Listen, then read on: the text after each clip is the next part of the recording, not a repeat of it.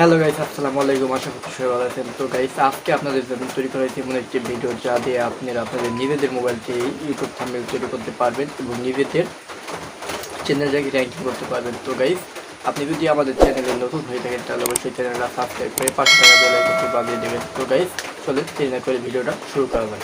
তো গাইস, আপনি আপনার ফোনে চলে আসবেন প্লে স্টোরে এবং প্লে স্টোরে ঢুকবেন। প্লে স্টোরে ঢুকে পিক্সল্যাব লিখে সার্চ দেবেন। তো গাইস, পিক্সল্যাব লিখে আমি সার্চ দিতেছি।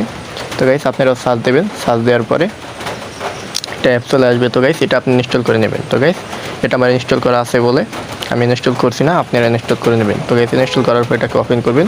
কিছু পারমিশন যাবে, পারমিশনগুলো দেবেন।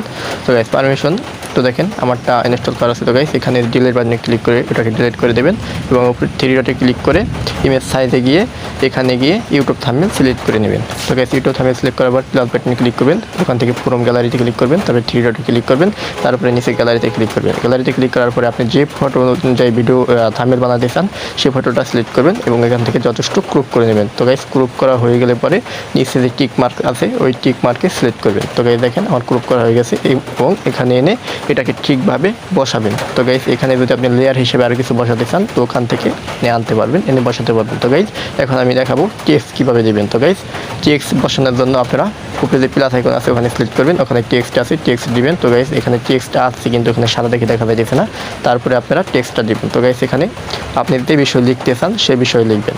তো গাইস, এখানে আমি লিখব ইউটিউব কিওয়ার্ড রিসার্চ। তো গাইস, দেখেন এখানে আমি লিখতেছি ইউটিউব কিওয়ার্ড রিসার্চ। তো গাইস, দেখেন আমার লেখা প্রায় শেষ।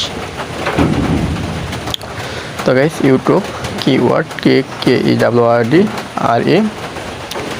কিওয়ার্ড। তো গাইস, আমি এটাকে নিচে নিয়ে আসতেছি, এটা আরও সুন্দর দেখা যাবে। তো গাইস, আপনারা আপনাদের মতো সুন্দরভাবে বসাবেন, এতে আপনাদের ভালো হবে। তো গাইস, দেখেন এখানে রিসার্চ লিখে দিলাম, এখন ওকেতে ক্লিক করবেন। ওকেতে ক্লিক করে দেবেন, তাহলে এটা বসে যাবে। তো গাইস, এটা সাদা কালার অটোমেটিক বসে গেছে, যার কারণে এটা হচ্ছে না। তো গাইস, এর জন্য আপনারা একটু এই পাশে গেলে পরে কালার নামের একটা অপশন পাবেন। কালারে গিয়ে যে কোনো একটা কালার সিলেক্ট করবেন।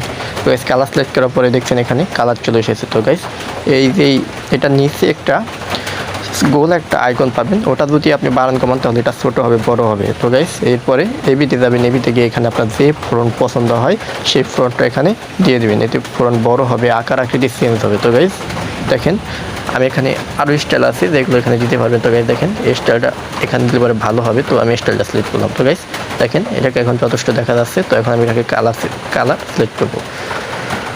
তো গাইস, এর জন্য আপনারা চলে আসবেন এই পাশে এসে এখানে ঢুকবেন। এখানে ঢোকার পরে দেখেন গাইস এখানে আছে, এখান থেকে একটা কালার সিলেক্ট করবেন। দেখেন গাইস, এখানে আমি কালার সিলেক্ট করে দিয়েছি আমার পছন্দ মতো।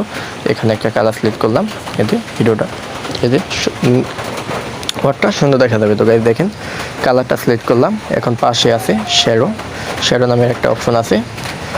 তো গাইস, স্টকে ঢুকবেন। স্টকে ঢুকে তো গাইস এভাবে দিয়ে দেবেন। স্টক থেকে প্রথমে এভাবে দেবেন, দেখুন একটা কালার চেঞ্জ করে ওটা বাড়িয়ে দেবেন। তো গাইস, এরপরে আসবেন ইন্নার শ্যাডোতে গিয়ে এখান থেকে দেখুন একটা কালার ক্লিক করবেন।